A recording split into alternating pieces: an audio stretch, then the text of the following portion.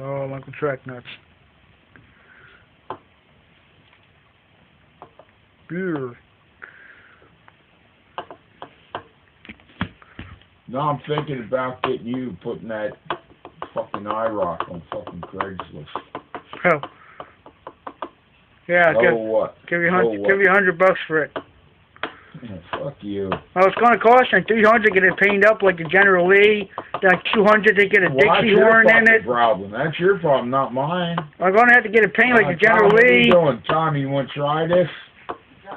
You want a little bit of this or what? I'm going to try a little bit. It ain't done anyway, is it? Yeah, it's done now. Like 50 in duct tape for the engine. Dun, dun, dun, dun, dun, dun, dun, dun. How much you want for 17?